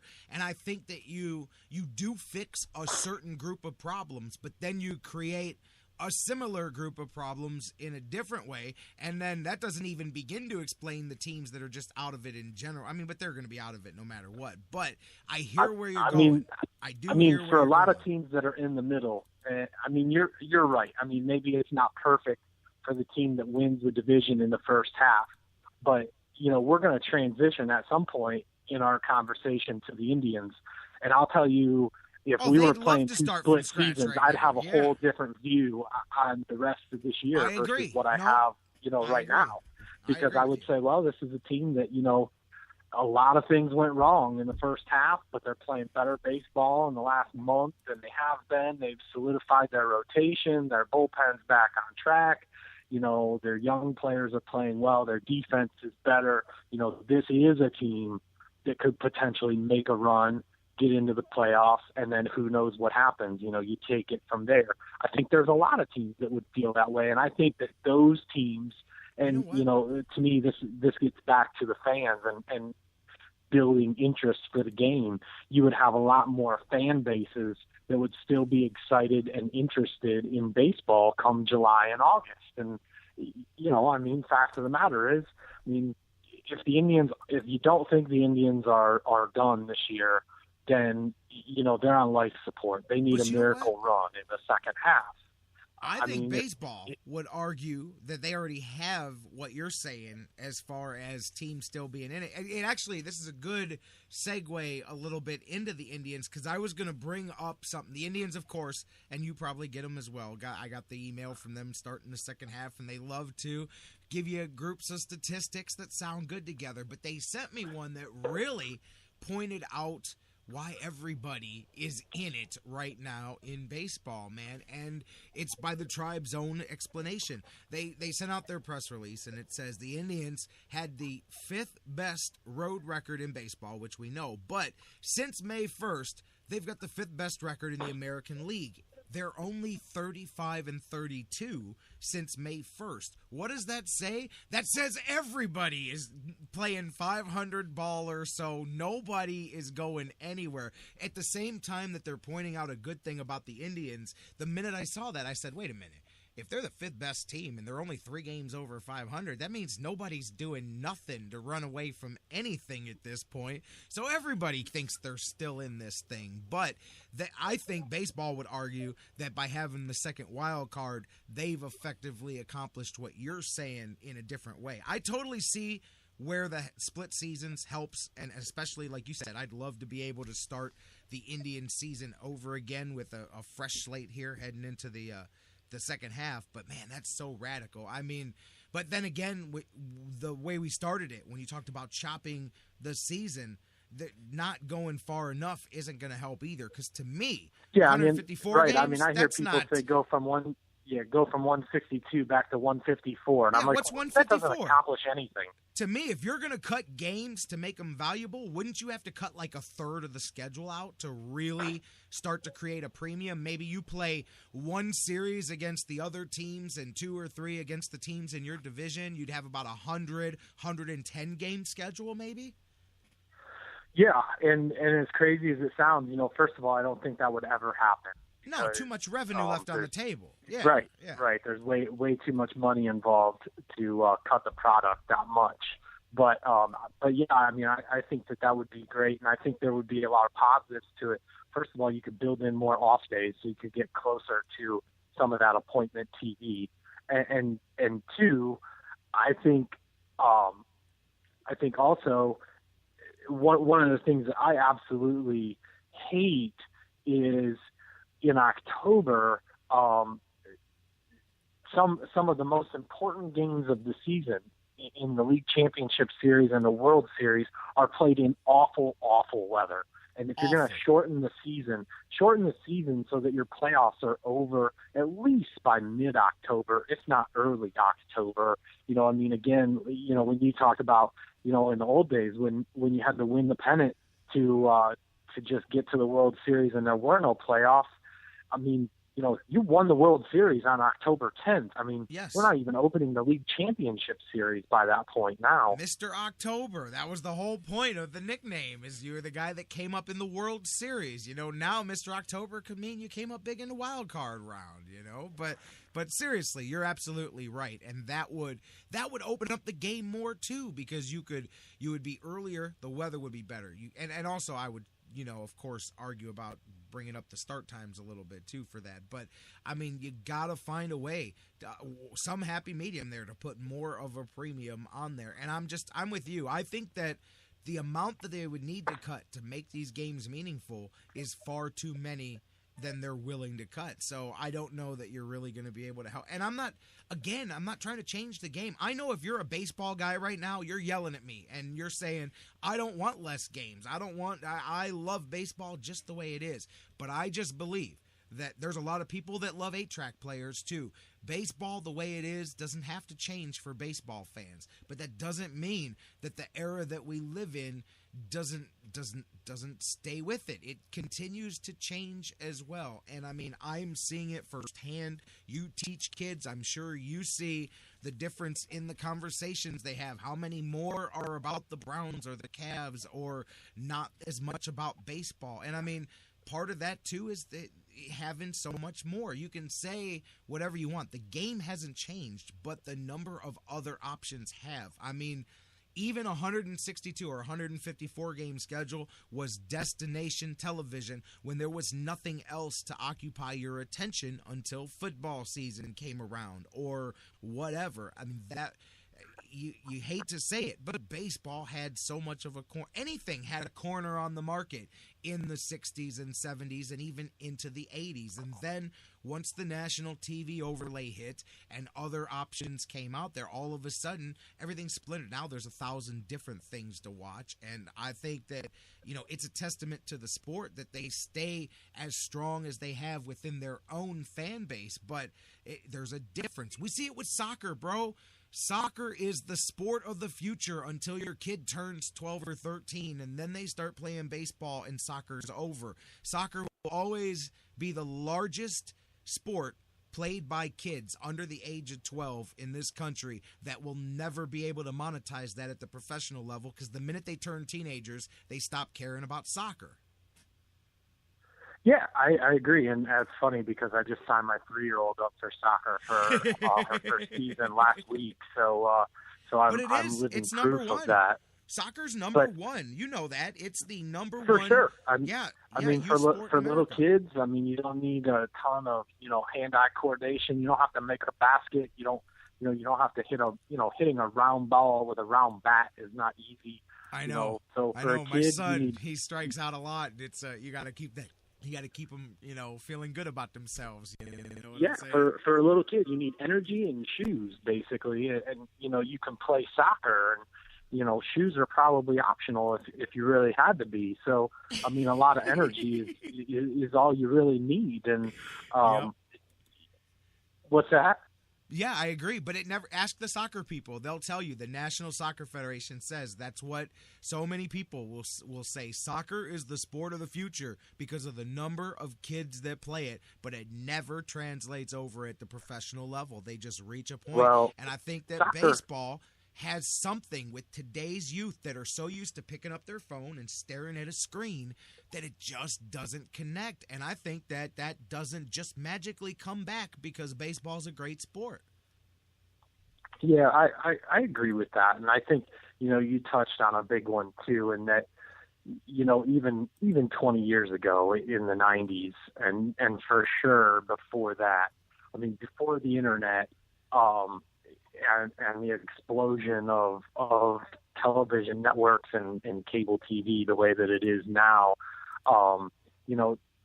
sports were all seasonal. I mean, look at the NFL. I mean, one of the great things that they have figured out to do is they have figured out a way to have something going on in their league schedule every month of the year. I mean, it's the whole reason they moved the draft from April till May. So they have something going on every month of the year. And the thing is, if you are a hardcore football junkie, or any sport for that matter, you can get news and conversation and discussion about it 12 months a year. So, if baseball was the thing 20 or 30 years ago that you just kind of kept on in the background, was kind of in the back burner, or the thing that you did in the summer while you waited for football season to start, you don't really need that anymore. And I mean, the same is true for any other sport. I mean, if you're a basketball honk, I mean, you can, watch every single summer league game on NBA TV. I didn't even know they had summer league, I think, until LeBron James was drafted, because that's the first time they ever put one of those on TV, So, I mean, it's just a total change. And I mean, some of the ridiculous things that are televised are just that. I mean, the idea that people watch like the NFL Combine is just like mind blowing to me. But I mean, if the that's drafts, your thing, those are mind blowing. You talk about the Combine, hell, at least they're jumping up and running fast. I mean, the draft is even worse because now we're just going to go for 18 hours and talk about guys that may never, ever, ever see the light of day, man. Those are, but I'm with you. The things that make TV are ridiculous nowadays. Yeah, so I mean, I agree. I don't think baseball will ever be the number one sport, but I think it's got to find ways to me, as much, pace of play is an issue, is, creating that immediacy. That's where I get back to the split schedule. You make more games matter. You can't tell people to relax a quarter of the way through a season anymore. And I think that is our nature. We're in an immediate world, and we're not into things for the long haul. And I think that's what baseball is at this point. Yes. It's a long haul season. That's the best. That's it, and that's the problem in general. The difference between society and baseball. That's not an individual thing that can be fixed, is that we live in a society that wants it now, and baseball, by the very fabric of the sport, of how it's the rules, of the way it is the opposite of immediacy, and those two worlds clash. And I don't know that that'll ever be. And to me, then you reach the point where you continue to try to grow the game, but I believe that you have to make sure that you super serve the audience that you do have and continue to find ways to cater to people like you who still have their season tickets, who still travel to Cincinnati for the All-Star game, and continue to, like I say, cater to the fan base, super serve the one you have more, and then continue to try to figure out ways to make the outside work. But you know what? You're talking about figuring things out. The Indians have to figure out how to do something here in the second half. Let's segue over and let's talk about that a little bit. I mean, we've done some of this. We've done some trade talk and different things like that. But here they go, the second half starting, and I'll open this up with the good and the bad, which is Elias Sports Bureau put out this morning, and I was like, I'm writing this down just for Mike here so I can bring it up, that at least one team that was multiple games back in the playoff chase at the All-Star break makes the playoffs 17 of the 20 years since the wild card started. And so, of course, they break down the teams most likely to do that, and the Indians given about a 20% chance to be one of those teams. Easily, all 20% of that lies on their pitching here. But we know what the Indians have pitching-wise. Defensively, which is an area that you've been on the Indians all season, they have most definitely, and I was curious with the advanced metrics because that's kind of your thing. I saw that infield fielding percentage is up to like third in the American League since they brought up Urshela and Lindor. Obviously, that makes a big difference. Outfield still has some issues there. They got to figure out what to do in center field. But I don't know if the advanced defensive metrics on the infield show the same thing. But clearly, that's an uptick there. You've got the pitching. I mean, I know that you're not in any way convinced that this Indians team can make a run, but I still believe that based on the strengths that they have, if they can find a way to work on this lineup in the second half, they can at least keep themselves in the conversation. We know they're not buying. We know they're not making any big crazy trades or anything like that. But, I mean, what do you see? First off, let's start in center field. How likely is it that we see Tyler Holt come up here in the next week or two? You got to think it's coming soon. That seems like such a simple question, and I feel like I can't answer that in like less than 5,000 words. I mean, come on. Bourne's not getting it done. He got hot for a minute, and he's cooled back off. Don't you think that's – I mean, no, I don't think Ramsey's ready, but, I mean, Tyler Holt can at least hold you over until you figure something out. Yeah, so I'll try to keep it somewhere between like 5 and 5,000. I'll try to land in the middle. So I'm working on this story that we'll probably post on Monday, so I can't give you the exact numbers, but I can give you the rough math from the research that I've done. The Indians are what I would consider to be a small financial rock in a hard place, and no matter, I mean, we know as well as anyone when it comes to the Indians, no matter what anyone tells you, it's always about the money. Yes. And the Indians are really in a situation where roughly next year, with the contracts that they have committed, the long-term deals, and if you want to bring back Brandon Moss through arbitration and you want to bring back Cody Allen who goes to arbitration, and I'm not even talking about, guys that are arbitration eligible like Lonnie Chisenhall or Josh Tomlin. If you just want to bring back the guys that are slam dunk, no-brainers at this point, we wouldn't just let them walk out of town type of guys. You're looking at a payroll somewhere around $88 million, closing in on $90 million. And unless something changes that you and I are both unaware of, I have a hard time seeing that happen. And that is, along with that 88 to 90 million, that doesn't include picking up the options of David Murphy or Ryan Rayburn. So to me, as crazy as it sounds, regardless of what you think of their seasons, positive or negative, I mean, if David Murphy is owed $7 million next year if his options picked up, Ryan Rayburn's is $3 million. So, I mean, you have a $10 million platoon there that while it's going well this year, I mean, in the Indians' world of a self-imposed salary cap, is that the way that you want to spend $10 million? And to me, that answer would be no. So I guess to answer your question as to are we going to see Tyler Holt soon, my hope for this second half, and I think, if you believe in that 20%, that comeback, I think you can have my hope and you can have your 20% at the same time, is I think they have to approach this second half with the idea of they need to see what they have in some areas for next season, because I think they're going to have to make some hard decisions in terms of payroll and guys on their roster that maybe they don't want to part with, or they're going to have to possibly, if they're going to move Bourne or Swisher, they're going to have to make a deal that they're not comfortable with. So for all of those reasons, don't get excited if they trade David Murphy or Ryan Rayburn, because I don't think that you're going to get anything of value in return to help this team. But it may open the door and the roster spot for a guy like Tyler Holt, I think one of the things that they've done in the last month, 6 weeks, is, they've kind of had a silly platoon with Michael Bourne not playing against left-handers and Brantley shifting over to center and Aviles playing left.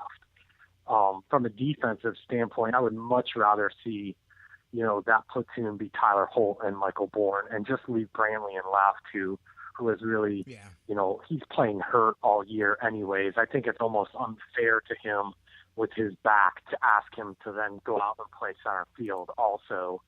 So, I mean, I would like to see them hopefully give some guys that have maybe rode the I-71 shuttle, give them some opportunity, because while I don't think any of them will be stars, can they fill a role? Can they fill a role so that if you make some changes to this roster over the winter, you feel as if those guys you have an answer as to whether those guys fill a role for the future moving forward. And I think Tyler Holt is one of those guys. I mean, I think you've got to give him a good, fair look. Is he a fourth outfielder, late inning defensive substitution guy, which I think he can be, or is he a career 4A guy? And to me, that's a question that I think can be answered in the second half of this year. I think the same is true for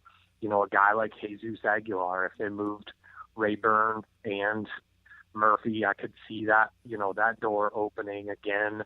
And there are others. I think the Indians using this 8-man bullpen has become a little bit on the silly side while their offensive woes struggle. I mean, they keep filling their roster full of pitching and not changing any of the hitters.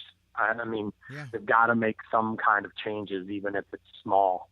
I absolutely agree with everything that you just said. And I mean, on top of that, and you've been a Tyler Holt guy since spring training. I mean, you've seen it coming, the breakdown here of Bourne, and I think the only thing that staved it off was that he got hot for a minute, and then all of a sudden, Terry Francona said, okay, well, maybe moving him around did a good thing, but he's clearly cooled back off now. And I just think, man, if you've got, any hope of really seeing what you got here in the second half, man, I think that's a move that you have to make. And, obviously, it's easy to say you don't need everybody it'd be nice for everybody to start hitting, but you don't need that. But clearly somebody that's on this team that's underachieving has to play better, whether you want it to be Carlos Santana, whether you want Yan Gomes. I mean, Gomes is at the plate looking a lot like he did at the beginning of last season before he got it together, when we were talking about, hey, maybe the contract was kind of, the pressure and that. He's clearly pressing again here, but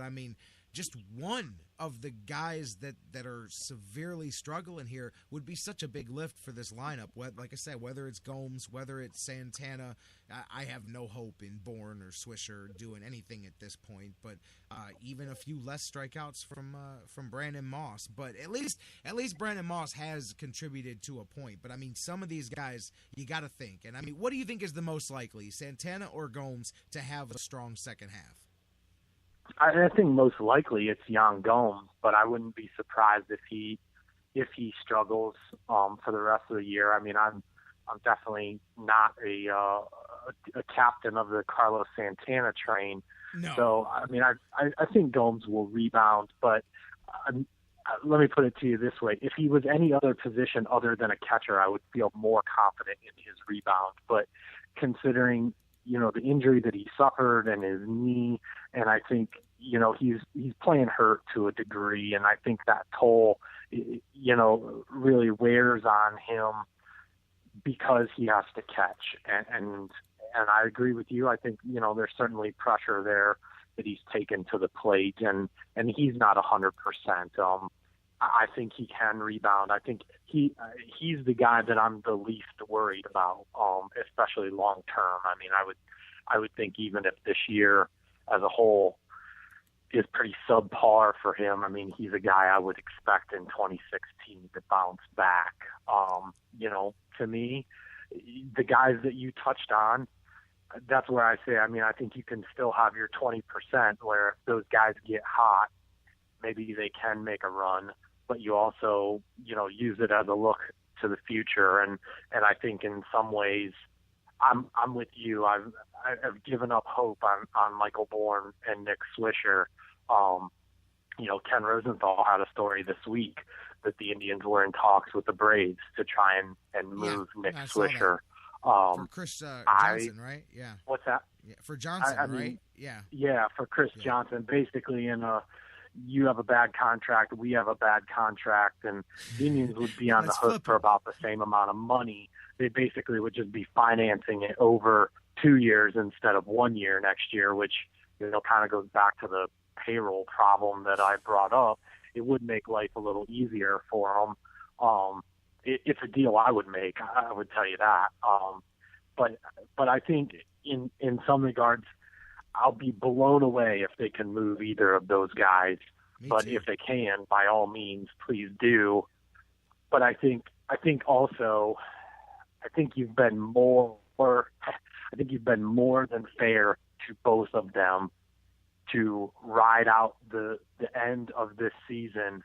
And I think you seriously, at the end of 2015, you really have to go into the winter and ask yourself if these guys are in any way a part of their roster in 2016. Is it better to, if you have to, even with some financial constraints, is it better to just eat the salary and move on? And I know that people don't, there's the cliche, people who, front office people that make decisions based on the fans often end up sitting with them.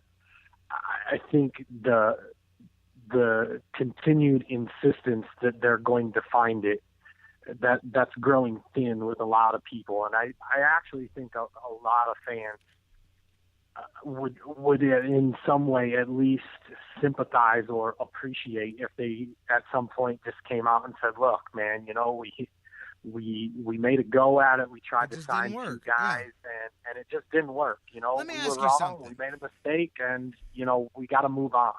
Financially, let me ask you something, because I'm just curious. I know nobody, just walks away from money, but you see this a bit. Matter of fact, we just saw this in the NBA this week again with Deron Williams when he agreed to get out of the last couple years of his contract, took less money to get out so he could go play somewhere else. I'm just curious. These guys want to still play baseball. I mean, clearly they, get out there and play every day. So, I mean, what are the odds of something? Let's say the Indians decide that. I mean, are they truly on the hook for everything? Because wouldn't you think that, okay, you look at these guys and you go, hey, we'll pay you every penny we owe you, but you are not playing. We'll play you at, whatever. We'll put you on the bench. Whatever. You won't play. Plain and simple, you're wasting a year plus of your career to collect money. I mean, you got to think you could work out some kind of a buyout at that point. If you make it clear to them that you're not in the plans, you will not be playing, you're going to sit here and you're going to collect your check. I mean, is that possible, or will they just sit out and ride it out? I mean, you got to think that they can go to these guys in the offseason and go, look, we owe you $15 million to sit here, you can collect every penny, or we'll give you $10 million to take a hike and you can go sign with somebody else right now. I mean, you got to think there's some kind of a buyout possibility, right? I don't think there is. Really? I've never heard of that. I've never heard of that scenario. I'm just curious because in basketball, they've got 100% guaranteed contracts too, but you hear about that all the time because a team threatens to, hey, you're not in our plans. We're going to give your playing time to younger guys. Okay, buy me out of my contract so I can go play on another team. And it happens all the time. And there's similarly guaranteed contracts. So I'm just curious why that doesn't happen in baseball because their unions probably. I don't think the Players Association would allow it. I was going to say, their union's better, to be honest with you. They're like, no, we'll sit there and collect the check. I mean, no matter what you make, if you could only get 2/3 of it, why would you take it? I mean, well, no, that's what I mean. mean. That's basically but you're what kind it of comes holding down their to at career the end. hostage. I mean, I think they're playing career I guess hostage. Maybe the part where I disagree with you, I don't know that Nick Swisher or Michael Bourne will play past their Indians contract. And that makes sense. If they're willing to just cash out, then for sure. But if you've got a guy who wants to play, then it bothers them. Because a lot of times that's the best way to get to somebody in sports. It's not with the money. It's with the playing time. It's keeping them off of the field that they love. I mean, they may want to play, but I don't know that any team is going to be offering. I mean, no. Michael Bourne, maybe Michael Bourne could convince one more team to give him a look. But Nick Swisher, if one team that is not one of these minor league teams doing a Nick Swisher night can get him to take a look at him, I would be surprised. I mean, in fairness to Nick Swisher, I mean, I just think his knees are done. I mean, it has to be. He has nothing left. He's tried to come back. He's worked very diligently at this. And dude, we talked about don't overstate how hard it is to come back from a double knee surgery at his age like this. I mean, I'm not going to take away. He may be bro-hio, and a lot of people don't like that. But he's definitely worked to come back, and he can't. It's just not there. He doesn't have it anymore.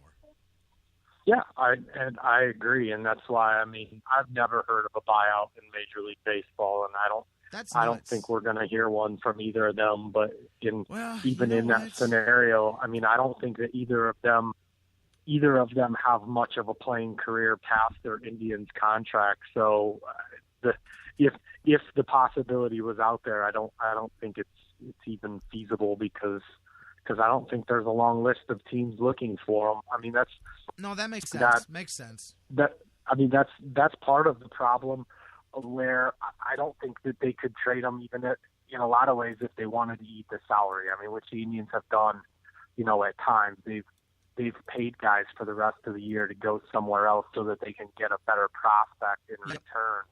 I mean, I would, if you're trading. They're veterans. You can't trade them to a team in contention because they won't help a team in contention win. And if you're a team trying to rebuild, you don't want take on that old guys that are hurt that can't produce a part of your team. So, I mean, where do they fit? I mean, even if money wasn't an issue, where do they fit? I agree. There's not a team looking for either of them. No, I agree. Those aren't trade prospects. Those are... We tried, and it just didn't work out in the offseason. Quietly, we send out a press release that says we thank Nick Swisher and Michael Bourne for their contributions and wish them the best of luck in their future endeavors. That's got to be how that thing goes. I'll tell you what, I will have no problem listening to Tribe fans who are mad. We'll be mad if this time next year going into spring training, if we're still saying the names Michael Bourne and Nick Swisher, there's an organizational problem that is deeper than any of us here with this team, and I think we know that, man. Hey, second half of the season, seriously, go man, ahead. let's look ahead before I let you go here, man. I mean, I know that you and I have got different opinions on the future, and they have a lot of work to do. I believe with the pitching they have, as I said, that they'll be in this thing for a while. Every team is, because baseball's got it built that way. But here's a problem that I can't cover up, and this is something that even if you think the Indians are going to have a strong second half and they're going to play better, I didn't know this until I was getting ready for the show today. The Indians have the third hardest strength of schedule in all of baseball in the second half of the season, which I did not realize that as far as opponents' win percentage. So they're also going to have to make up a deficit in the second half against the third strongest schedule that there is in baseball. So just make it a little bit harder. Hey, looking at the bright side, they start off in Cincinnati against the Reds. They swept the Reds earlier this season, although I think they're 0-7 at Great American Ballpark here in their last 7 games. But they swept them earlier, man. It's at least a chance for them to start the second half with some momentum, you've got to think. Yeah, I mean, if you're a believer in that 20%, I mean, I would say that the first 5 games right out of the gate are important. They have 3 in Cincinnati and then a pair with Milwaukee and those are 2 teams that are going to shimmy up the white flag here soon, and both teams may have wholesale house cleaning. So when you're in a clubhouse and you know that that's coming, I don't think guys in either team are sprinting back from their all-star break to get after it.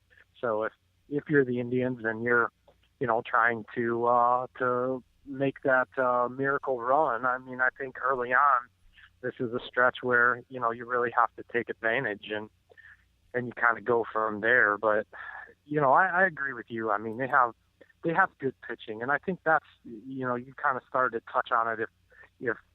If we get to 2016 and it's the same guys back, I mean, that was my frustration this year.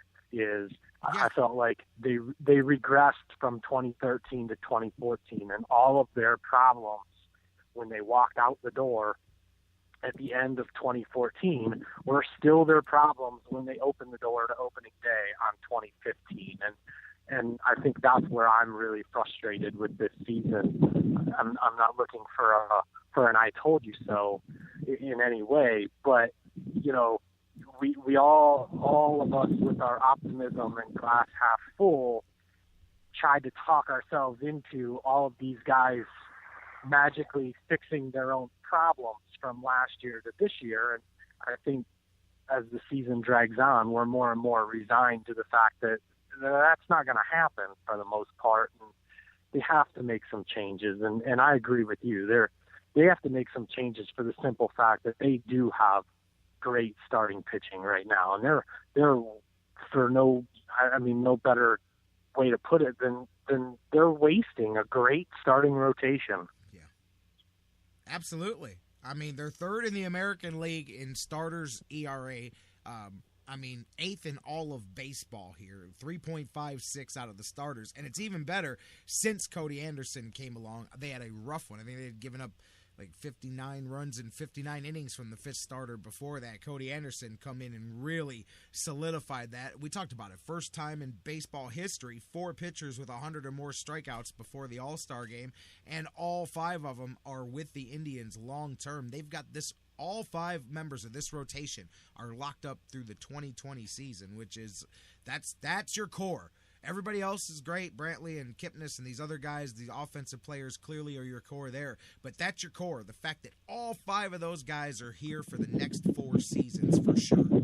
Yeah, and that's a core that I wouldn't touch. I mean, I've heard people talk about, would you trade one of those arms to try and bring in a bat? And my answer is no. I would not.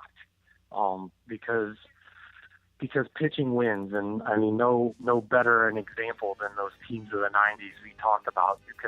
You can run the marathon and score 1 million runs through the regular season, but if you don't have a ask those Indians teams, ask those '90s teams if they would have took some pitching, because if they'd have just had that even half of the level of pitching that these Indians have, we'd have a couple of rings in the trophy case already. They had all the offense in the world and just enough pitching to be good, but not enough to be great.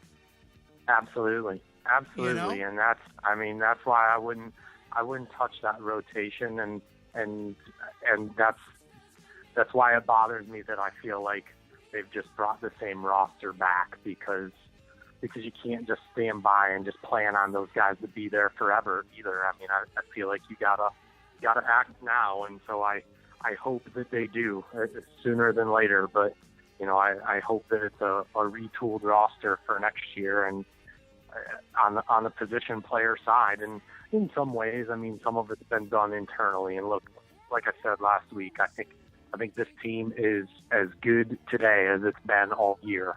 A lot of it's the farm system, like better. You said. Yeah, like you brought up. I mean, you can look at the infusion of Anderson, Lindor, and Urshela as a big part of kind of the energy, rejuvenation of this team. Defensively, obviously, those kids have to get the bats going, and that may be an issue if they can't adjust here in the second half. But defensively, they've picked things up and brought a little bit of juice there, and of course Anderson with what he's done. So for so long, the farm system has been maligned, but you have gotten some true help on this year's team from it. Is it enough? I don't know, but you're right. That's the big reason why they're better at this point than at any other time this season. Yeah, and I think the misnomer.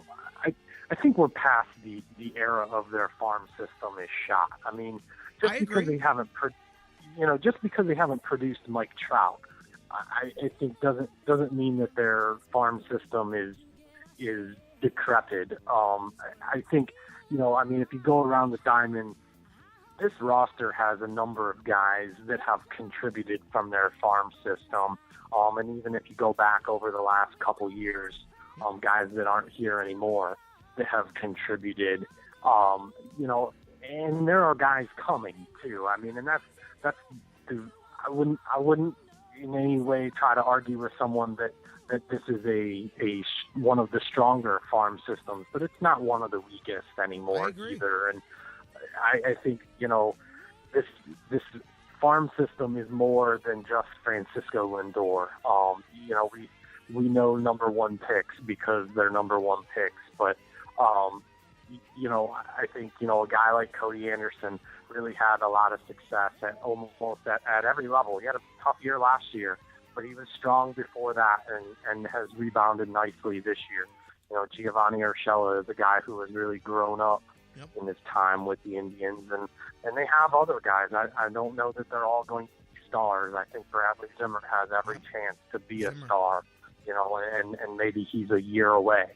I think that's a big piece to the center field conundrum and what do you do, because I don't think he can keep running Michael Bourne out there, but I don't know that you go out and find a guy and say this is going to be our guy for the next 4 or 5 years, because I think they're hoping that their guy is like a year away. You know, and I think he's a little younger, but a guy like Clint Frazier, he's behind Bradley Zimmer. I mean, he's a high school guy. Those guys, you know, develop and mature slower. He strikes out a fair amount at this point. That's going to have to cut down before he ever gets to the big leagues. But, you know, he's at high A and he's 19. That doesn't happen every day, okay? I mean, he's ahead of the curve, even if he's not here till, you know, I know people don't want to hear about 2018, and that doesn't sound like a strong farm system, but, you know, that guy will be 22 when he gets here in 2018 or 2019. You know what, Mike? Again, that's to the immediacy of today's society, because baseball's always been that way, and yet now all of a sudden, because we're used to the era of a guy drafted number one, you know, by the Browns in the first pick of the NFL draft, and he has to play from day one. Like, we're in that era that the number one pick starts day one, game one, that in baseball, it's the opposite, man. You pick for 5 years from now, you know? I mean, that's just the way it goes. But I think that immediacy plays a part in how people look at it, too.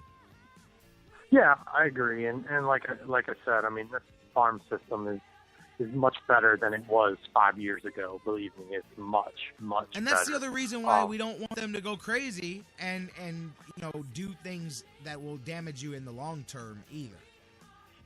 Yeah, and you know, it has its holes too, which I think makes it more difficult. I mean, I think a team like the Houston Astros or the Cubs, don't be surprised to see them make some kind of crazy mega deal.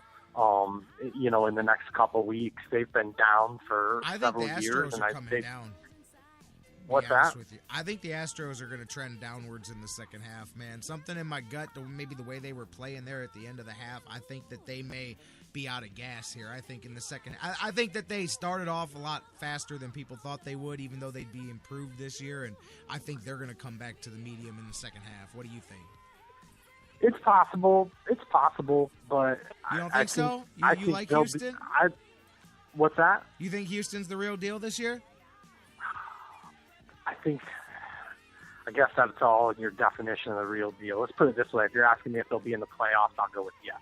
Okay. They'll be one of the 5 teams. And I won't be surprised if they make a big splash and, you know, maybe a talk for another day. But the Astros, you know, have asked their fan base to be patient. I mean, you want to talk about being patient and not being a part of, you know, this, you know, era of immediacy. You know, the Astros have put up, you know, historic loss figures over the last 2 or 3 seasons. They haven't made the playoffs since Roger Clemens was playing with the Astros, I think. Right, man.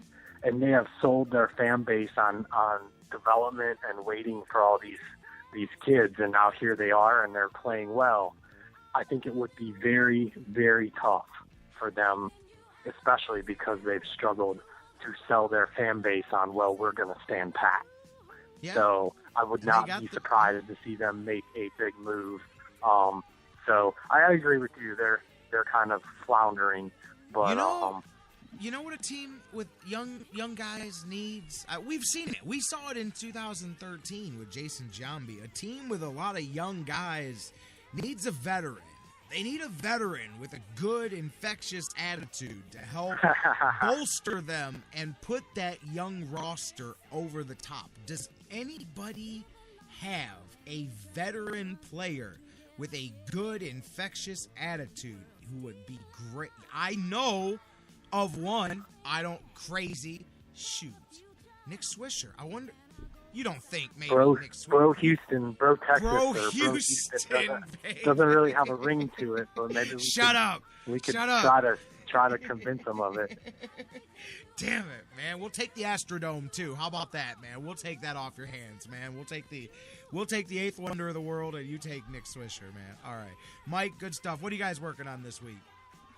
Like I said, I mean, we're going to kind of look at what I like to jokingly call tribenomics, but, where the Indians are and kind of, from the financial point of view and how that dictates, where they're going as we head to the trade deadline and maybe, probably in reality more of a look as to what they'll have to do this winter if they want to try and retool this roster in some way.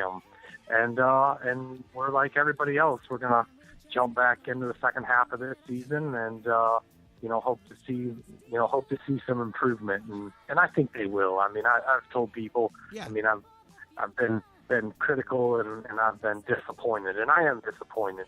But at the beginning of the year, I said I thought this was a 84, 85 win team, and I don't know if they get all the way to that number, but they'll get close. I mean, I expect them to play better in the second half than they did in the first.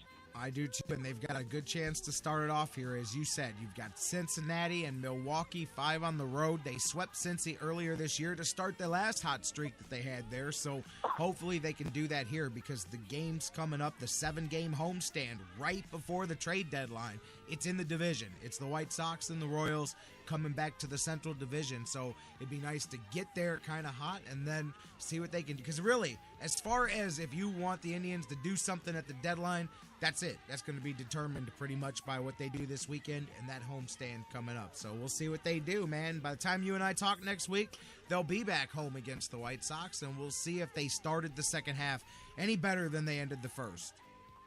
Let's hope so. Oh, yeah, absolutely. That was disappointing, man. We don't even need to go into it, but you and I talked last week about that key finishing strong, that series with Oakland, and it ended the exact wrong way because they just couldn't push a run across the board. And 4 earned runs given up all weekend by the starters, and they lose 2 out of 3. That's almost mathematically impossible.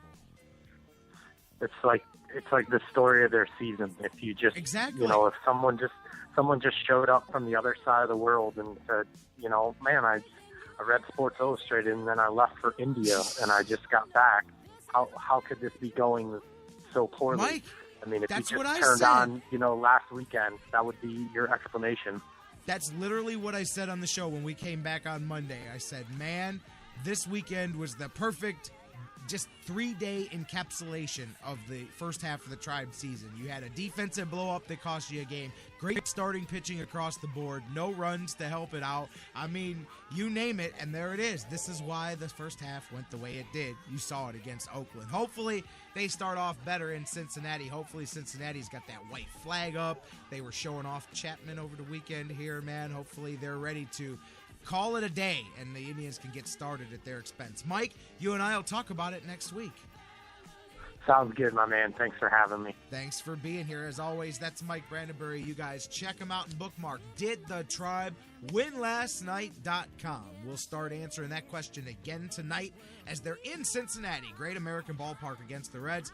Let's preview the weekend series when we come back. Gladiators and more. Phones are open. I saw them ringing. Last chance to get in for the week. 216-539-7535. 216-539-7535. Otherwise, final segment of The Fix coming up next.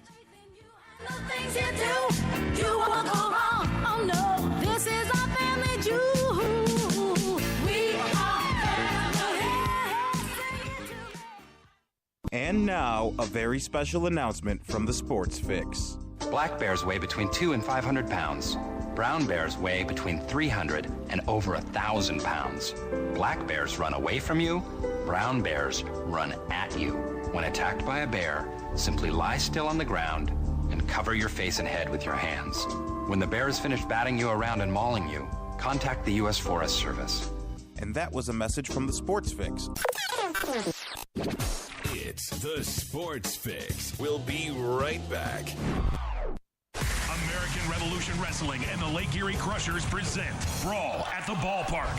Saturday, August 1st at All Pro Freight Stadium in Avon. Come enjoy a live professional wrestling event featuring Hall of Famers Bret the Hitman Hart, Lita, The Franchise, Shane Douglas, Vader, Rhino, the FBI, and more. VIP tickets include a special early access meet and greet with the stars. Brawl at the Ballpark. August 1st at All Pro Freight Stadium. For more info or to purchase tickets, visit AMREVWrestling.com now.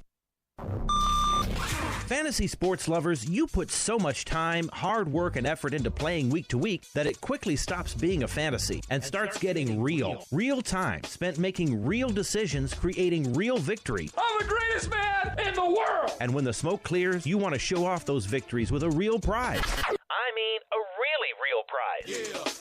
Nobody does that like Fantasy Jocks. The crew over at Fantasy Jocks have beautiful, high-quality, and heavy-duty championship belts, rings, trophies, and so much more for all your fantasy sports needs. The trophy's 12 feet high, and it is glorious! Football, baseball, hoops, you name it, they have it. Plus, they have awesome draft kits and party supplies to make all your preseason activities the envy of everyone. If your league needs a ring, belt, or trophy, or you want to upgrade what you already have, there's literally only one place to go. If you're going to be a fantasy jock, do it right. It's mine, the most magnificent belt ever created, and it's mine. With America's fantasy sports superstore, fantasyjocks.com. No football? No problem at Harry Buffalo North Olmsted. From their awesome Wing Mondays to every single Cavaliers and Buckeye Hoops games in full HD. Kyrie split to D, goes inside, teardrops it home right down Euclid. That's way up in there for two. The excitement never stops. Every day of the week brings a different set of food and amazing drink specials. And now,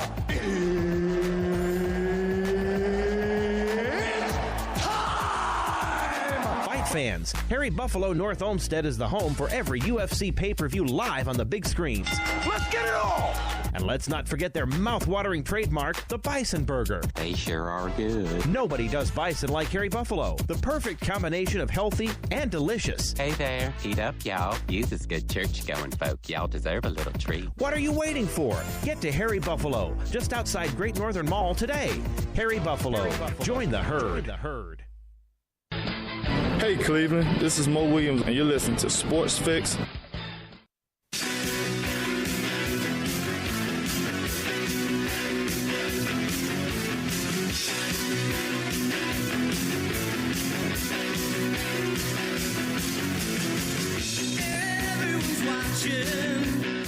What's up, guys? Wrapping things up for the week here on the Sports Fix. Thanks to Mike Brandenberry, Dan Wismar for being with us this week. Jonathan Knight, sports writer extraordinaire, not here today. He'll be back in next week. Hey, you know who else is back next week? Jeff Gorman. Back next week, Browns and Indians101.com. Looking forward to having Jeff back in. Also, Jessica Evil Eye, just talked to her during the show here during one of the breaks. She's going to join us next week. Looking forward to her fight coming up on the 25th against Misha Tate. That's going to be big. UFC on Fox. And we may hear from Vince McKee, the author, as well. We got a loaded week coming up next week. Can't wait to get Jessica Evil Eye back on the show before her big UFC showdown against Misha Tate. Winner of that one, probably looking at Ronda Rousey, should Ronda Rousey advance through her title fight coming up this month as well. We'll talk to Jessica I next week, guys. Talking a little bit, wrapping it up. Hey, 38 Special is going to be at the Q tomorrow as part of the Gladiators game. A little classic rock concert, 98.5, bringing 38 Special into the Gladiators Predators game. Glad's in some trouble. They need to make a push here if they want to make the playoffs in the AFL. They've dropped 3 games in a row, including last week, really a backbreaker to the Philadelphia Soul, as they're now 6 full games out of first place. Philadelphia's locked up the division. Gladiators just trying to get into the playoff hunt here. They've dropped 3 in a row. They're now 7-8 on the season. Orlando coming in 9-6 on the season. They've won back-to-back games coming in here. They won last week, knocking off Tampa Bay. Orlando hot. They've won 6 of 8 back to May 16th. When these teams met at the end of May, Gladiators lost 64-42. Orlando 4-4 on the road this season. Cleveland 2-4 at home. Again, the Gladiators need to get things going for themselves because they are trying to chase an opportunity at the playoffs here before they let it slip away. And as I said, a chance to see 38 Special in person there at the Quicken Loans Arena with a live concert, on-field concert after the game. Glads and the Predators tomorrow, 6 p.m. Saturday at Quicken Loans Arena. All weekend long in Cincinnati. The Indians and the Cincinnati Reds starts tonight, 7:10 first pitch. Trevor Bauer and Mike Leake on the hill for the two teams. Corey Kluber back on the mound tomorrow for the Tribe to start the second half of the season against Anthony DeScalfini. And on Sunday, Carlos Carrasco and Johnny Cueto wrap it up with the marquee pitching matchup of the weekend. Tribe swept Cincinnati 3 games straight earlier in the season here. They're 0-7, however, in the last 3 seasons at Great American Ballpark, hoping to break that here. They headed into the All-Star break with 9 wins in 14 games. As I said, they had that 3-game sweep earlier in the season. Kipnis was hot. Bauer and Carrasco had wins, and Kluber, hey, what do you know? He had an 8-inning, 1-run, no decision in that 3-game sweep before the Tribe was able to pull that game out later. Reds went into the break cold, lost 3 out of 4 to Miami. We'll see if the Indians can take advantage. They have to take advantage of that this weekend. And Trevor Bauer is coming in off a pretty decent start right before the All-Star break as well. So we'll see what the Tribe can do here. They've got Cincy this weekend, then 2 in Milwaukee before they come home. We'll be here Monday. We'll talk about it. Dan Wismar will be in the house talking about the Indians over the weekend, looking ahead to that homestand coming up and so much more, guys. Man, already blew through another week here. Man, I cannot wait Sunday to see you guys out in Saginaw, Michigan. Bridgeport, Michigan, actually, is the city. It's right outside of Saginaw for UWA Wrestling. I'll put the link up for where you can find me and all of that on Facebook. Make sure you follow us, Facebook.com/TheSportsFix, Twitter @TheSportsFixCLE. I look forward to seeing some of you guys on Sunday. I'll be back here on Monday with Dan Wismar. Same bat time, same bat channel, live at noon across the Sports Fix Radio Network. Man, am I glad to have some Indians games again, getting back at it, man. These last couple of days have been hell, man. There's been nothing to get into, man. I'm telling you, every night I pick up the remote. Hey, what time? No, never mind. The Tribe's not playing tonight. They're back at it tonight. 7:10. Can't wait. Can't wait for Monday, guys, and we'll talk about it all. Until then, be safe, enjoy the weekend, and we'll see you here live at noon on the Sports Fix Radio Network and live right here, baby, on the Sports Fix. I love you, Cleveland and beyond. Have a great weekend. We'll see you Monday right here on the Fix. Our city, blue lights separate the ground from the green.